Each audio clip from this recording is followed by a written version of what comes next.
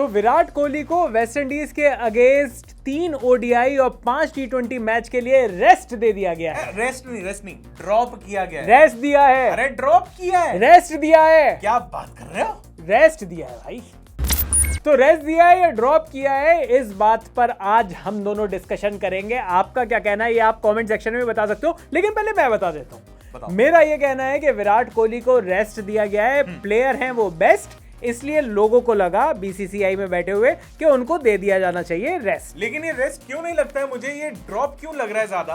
क्योंकि बहुत से एक्सपर्ट्स ऐसा मान भी रहे हैं कि यार ऐसे बीच में अचानक से जिस प्लेयर की फॉर्म नहीं आ रही है, जो प्लेयर अभी स्ट्रगल करता दिख रहा है, उसको जितनी ज्यादा मैच प्रैक्टिस मिले, खासकर T20 वर्ल्ड कप जैसे एक इंपॉर्टेंट टूर्नामेंट से पहले, आप उससे पहले रेस्ट क्यों कराओगे? क्या लॉजिक क्या है उसके पीछे? लॉजिक ये है कि जैसे जो नॉर्मल प्लेयर्स होते हैं उनको तो आपको मैच प्रैक्टिस देनी पड़ती है। अच्छा। और जो बड़े प्लेयर्स होते हैं उनको आपको रेस्ट देना पड़ता है, क्योंकि वो मेंटली इतने थके हुए हैं। ये ना कॉर्पोरेट भाषा में मैं आपको बताता हूँ, जो छोटे एम्प्लॉइज होते हैं वो कहते हैं हमें छुट्टी चाहिए, तो उन्हें बाहर का रास्ता दिखा दिया जाता है। और जब बड़े एम्प्लॉइज कहते हैं कि हमें छुट्टी चाहिए, वो कहते हैं ओह आपके लिए सबैटिकल देंगे, सबैटिकल देंगे, आपको ब्रेक की बहुत जरूरत है। तो काफी सारे बड़े बड़े खिलाड़ियों ने कहा कि विराट कोहली बढ़िया बैटिंग कर रहे हैं नेट्स में, और उसके बाद किधर देख रहे हो यार? नेट्स में कर रहे हैं। तो ये जो नेट्स में जो बैटिंग और बॉलिंग का वो है ना, जो फॉर्म है, वो हमें तो आज तक पता चलेगी नहीं।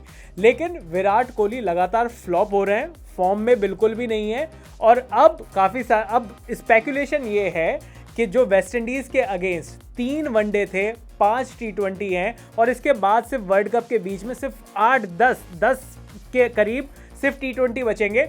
तो ऐसे में विराट कोहली को रेस्ट दिए जाने की जरूरत क्या है भाई? फॉर्म में कैसे आओगे? लेकिन विराट कोहली क्योंकि बड़े खिलाड़ी हैं, बड़ा खिलाड़ी क्या करता है, घर जाता है, मेडिटेट करता है, अगले मैच में आता है और रन मारता है। ऐसा नहीं है बीच में अभी तक मेडिटेट नहीं कर रहे थे यार। तो ये तो अभी भी बात चली रही है यार। हो सकता है बिल्ली ने रास्ता काट दिया हो। अरे बिल्ली कहां से बीच में आ गई यार, हद हो गई है यहाँ तो। अच्छा, उनकी फॉर्म बिल्ली नहीं बिल्ली नहीं तो ये मजाक वाली बात होती है, हम सीरियसली बहुत सारे मजाक करते थे। बाकी मैं ये कहना चाह रहा हूँ कि जब इतना बड़ा प्लेयर है तो उसे आप बाहर क्यों बिठा रहे हो? मैं आपको एक छोटा सा एग्जांपल देता हूँ। जब T20 स्क्वाड अनाउंस हुआ वेस्ट इंडीज के लिए, तो उसके अंदर दो ना टीम के जो पूरा वो आता है ना, प्रेस रिलीज आता है, उसके अंदर 2 एस्टेरिक्स यानी कि 2 स्टार लगा के नाम दिए गए हैं।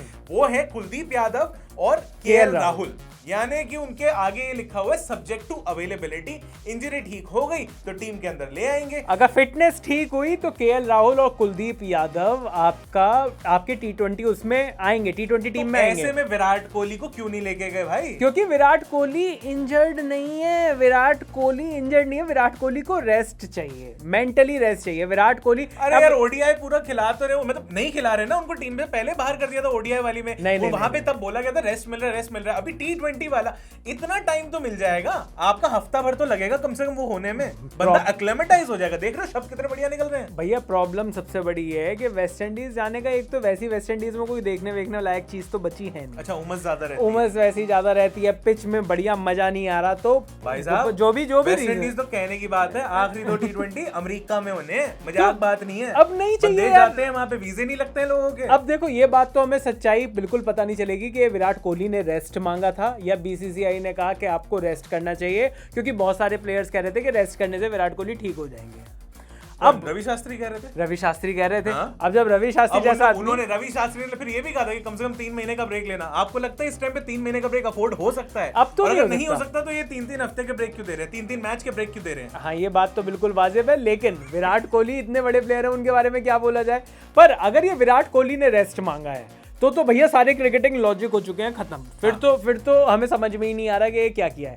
और अगर बीसीसीआई ने जानबूझकर रेस्ट दिया है तो क्या ऐसा हो सकता है कि बीसीसीआई जो T20 टीम में उन लोगों को बिल्कुल नहीं चुन रही, क्योंकि जिन लोगों के लिए बीसीसीआई के पास T20 वर्ल्ड कप का प्लान नहीं है, तो क्या ये बीसीसीआई की तरफ से धीरे धीरे इंडिकेशन है कि Virat Kohli T20 world cup के प्लान्स में नहीं है?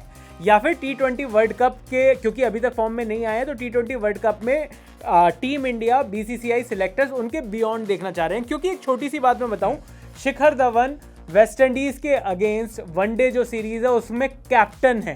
करेक्ट। T20 से संन्यास नहीं लिया है शिखर धवन ने, लेकिन उनको पता नहीं है लेकिन मिल गया है। लेकिन जो 5 T20 मैच है इसके बाद उसमें शिखर धवन का नाम ही नहीं है, मोहम्मद शमी का नाम ही नहीं है, क्योंकि मोहम्मद शमी का तो बहुत टाइम से नाम नहीं है। T20 में उन्होंने ऐसी कौन सी गलती कर दी है? कोई गलती नहीं है। स्ट्राइक बॉलर हैं और ऑस्ट्रेलिया जैसी जगह पर जाकर वो आदमी अंगार बरसा सकता है। अरे गलती नहीं है भाई, राहुल द्रविड़ ने आइडेंटिफाई किया है कि शिखर धवन को T20 वर्ल्ड कप के लिए हमारे पास शिखर धवन की जगह नहीं है।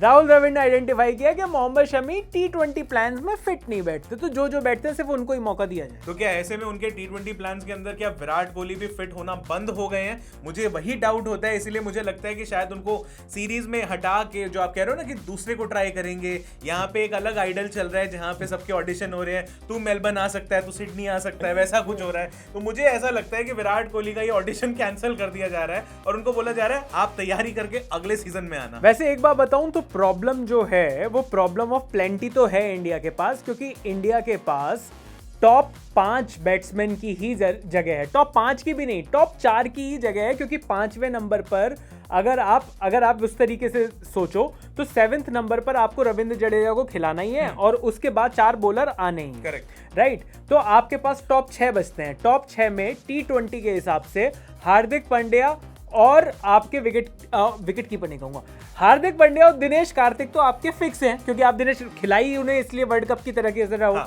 तो आपके पास सिर्फ टॉप 4 लोगों की जगह है और आपके पास वहां पर नाम कितने बड़े बड़े हैं। रोहित शर्मा, खिचड़ी जो है ना, मतलब कि आप दिनेश कार्तिक का भी नाम ले लो, विकेट कीपर बोलते बोलते एकदम पीछे से आपने हाथ पीछे खींच लिया। क्योंकि इन्होंने कहा कि दिनेश कार्तिक और ऋषभ पंत दोनों खेल सकते हैं टीम में। क्योंकि ऋषभ पंत अगर आते हैं तो उसके बाद क्या होता है, मतलब वो तो रिजर्व करके बैठे अपनी जगह पे कि भैया ये मेरी कोच है, ये मेरा बर्थ है, मैं तो लेके बैठ गया। और ऋषभ पंत को अगर ये ओपनर बना रहे हैं रोहित शर्मा के साथ, तो भैया आपके पास नंबर 3 और नंबर 4 की जगह है, क्योंकि नंबर 5 पर हार्दिक पांड्या आ जाएंगे, केएल राहुल और आगे तो कहां जाएंगे फिर? वही तो मैं कह रहा हूं, विराट कोहली आगे तो कहां जाएंगे? तो वही मैं कह रहा हूं भाई, सिर्फ 2 जगह बचती हैं या टॉप 4 की ही जगह हैं।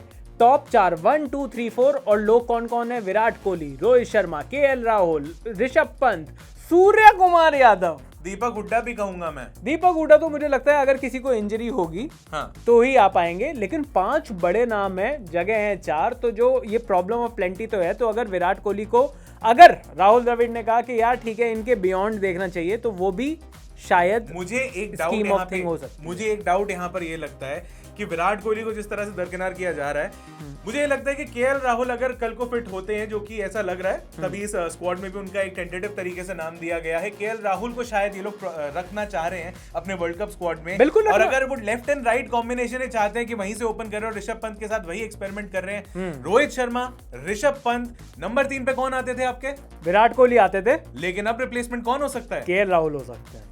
तो ये एक बड़ा चीज है, क्योंकि मुझे लगता है नंबर 4 भी सूर्य कुमार यादव ने भैया स्टैंप के साथ लगा लिया है अपना, खूंटा गाड़ दिया है। तो मुझे लगता है वो जो टॉप 3 में जो 4 लोगों का कंपटीशन है, वही कहानी है कहीं ना कहीं। पर आपको क्या लगता है वो आप कमेंट सेक्शन में बताओ, उस पर डिस्कशन करेंगे। हमारे ज्ञान चक्षु खोलो, हमें समझ में नहीं आ रहा ये रेस्ट है या ड्रॉप है, ये आपको बताना पड़ेगा।